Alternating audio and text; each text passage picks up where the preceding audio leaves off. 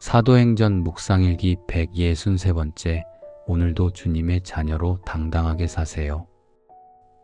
사도행전 13장 16절 말씀. 그래서 바울은 일어나서 손을 흔들고 말하였다. 이스라엘 동포 여러분, 그리고 하나님을 두려워하는 사람들이여, 내 말을 들으십시오. 아멘. 좋은 아침입니다. 한 주간을 마무리하는 금요일 아침입니다. 이번 주도 수고 많으셨습니다. 끝이 좋아야 한다는 말이 있죠? 이번 주를 잘 마무리하는 행복한 금요일 되시길 빕니다. 드디어 바울의 그 유명한 비시디아 안디옥 회당 설교의 서막이 올랐습니다. 오늘부터 펼쳐지는 본문은 바울의 회중 첫 설교입니다. 그는 이스라엘의 장구한 역사, 즉 출애굽부터 사울 왕까지의 시간을 짧은 호흡으로 단숨에 요약하죠. 그렇게 청중의 마음을 열며 복음의 탄탄한 기초를 놓습니다. 언뜻 보면 평범한 역사 교과서처럼 보일 수 있습니다. 하지만 이 짧은 요약 속에는 우리 삶을 뒤흔드는 아주 강력한 신앙의 인사이트와 적용점이 숨어 있습니다. 우리도 바울의 설교를 따라가며 그 메시지를 깊이 묵상하기를 원합니다. 그 말씀의 깊은 의미를 묵상하기 전에 오늘은 약간 지엽적이지만 꼭 짚고 넘어갈 한 가지 포인트에 집중하려고 합니다. 그것은 본문 중 바울은 일어나서 손을 흔들고 말하였다라는 부분입니다. 저도 처음에는 이 부분을 그냥 스쳐 지나가며 읽었습니다. 제가 평소 묵상하는 방법에 대해 여러 차례 말씀드렸죠? 일단 가볍게 본문을 여러 번 반복해서 읽는 것입니다. 그렇게 읽다 보면 나도 모르게 전체적인 흐름이 잡힙니다. 사실 우리는 글을 여러 번 반복해서 읽는 것을 조금 귀찮아합니다. 그런데 우리에게는 선입견이라는 것이 참 강하게 작용합니다. 내가 그때 어떤 상태인지, 어떤 마음인지에 따라 글도 그렇게 해석하려는 경향이 짙죠.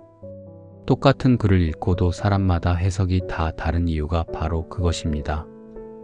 문자나 이메일을 처음 쓱 읽었을 때와 나중에 다시 찬찬히 읽었을 때 그 의미가 전혀 다르게 다가온 경험이 다들 있으실 겁니다.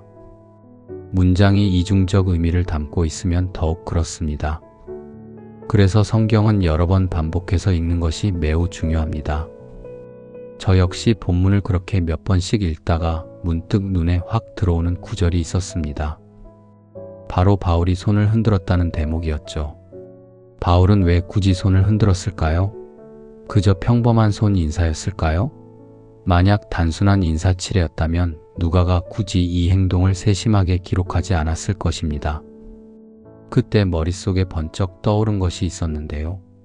예전에 어디선가 배웠던 로마식 수사학이었습니다. 그레코 로만 수사학이라는 말을 들어보신 적이 있으실 겁니다. 연설과 설득을 위한 고대의 가르침이죠. 그 기법 중에 악티오라는 것이 있는데요. 행위나 행동을 뜻하는 단어입니다. 당시 로마의 지식인들은 손짓 하나, 표정 하나, 작은 움직임 하나도 연설의 중요한 일부이자 고도의 기법이라고 여겼습니다. 그 생각이 떠오르자 바울의 저 손동작이 단순한 인사가 아니라 의미가 꽉 찬 수사학의 일부라는 생각이 들었습니다. 다시 말해 바울은 지금 로마의 강한 영향권 아래 있는 지역에 서 있습니다. 그리고 아주 자연스럽게 로마식 수사법을 사용한 것이죠. 로마에 가면 로마법을 따르라는 격언을 지킨 것일까요? 아무튼 바울은 낯선 이방인 같지 않았습니다. 그는 아주 세련되고 당당한 수사학적 태도를 갖추고 있었습니다.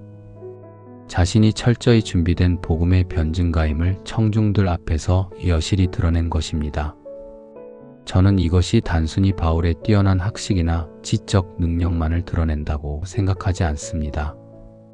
이 본문을 묵상하며 제 마음에 깊이 다가온 생각은 따로 있습니다. 지금 바울은 오랫동안 익숙했던 유대교 전통을 떠났습니다.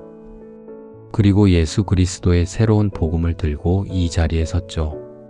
어쩌면 회당의 사람들은 그에게 뻔하고 익숙한 유대교적 설교를 기대했을지도 모릅니다.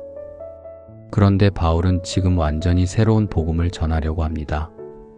낯선 땅에서 아주 낯선 설교를 시작하는 셈이죠. 당장 어떤 날 선 비난이 쏟아질지, 어떤 것엔 도전이 몰려올지 모르는 위태로운 상황입니다. 그런데도 그는 너무나 자신감이 넘칩니다. 그것은 그저 바울의 타고난 성격 덕분이 아닙니다. 그에게는 분명하고도 강력한 확신이 있었습니다. 바로 하나님께서 나를 선택하셨고 나를 사용하셔서 지금 이 자리에 서게 하셨다는 거룩한 확신이죠. 물론 바울이 죄가 전혀 없거나 무결점의 완전한 사람이어서가 아닙니다. 그 역시 연약하고 문제투성이인 인간입니다. 그럼에도 그는 하나님이 자신을 사용하신다는 사실을, 나를 이 자리에 굳게 세우셨다는 사실을 한치의 흔들림 없이 믿었습니다. 바로 그 절대적인 확신이 바울을 그토록 당당하고 자신감 넘치게 만든 것입니다. 사랑하는 여러분, 우리는 하나님의 자녀입니다. 전능하신 하나님께서 당신의 하나뿐인 아들의 목숨과 맞바꾼 참으로 귀하고 존귀한 존재입니다. 또한 예수님의 부활로 우리의 낡은 옛 자아는 이미 십자가에서 사라졌습니다. 이제 우리는 복음 안에서 믿음으로 완전히 새 사람이 되었습니다. 물론 내 안에는 여전히 연약함이 남아 있습니다. 하지만 주님은 그 모든 허물까지도 넉넉히 용서하십니다. 우리를 홀로 두지 않으시고 성령님을 보내셔서 매 순간 우리와 동행하게 하시죠. 그러므로 우리는 이제 세상 그 무엇도 두려울 것이 없습니다. 살다가 좀 실수해도 괜찮습니다. 걷다가 돌부리에 걸려 넘어져도 괜찮습니다. 우리는 주님과 함께 오늘 내게 주어진 삶의 자리에서 거룩한 사역자로 부름받은 당당한 존재들입니다. 그러니 세상의 얄팍한 시선에 지레 겁내지 마십시오. 거대한 현실의 벽 앞에 주눅 들지 마십시오. 바울처럼 거룩한 자신감을 품고 오늘도 주님의 자녀로 당당하게 승리하며 살아가시기를 간절히 축복합니다.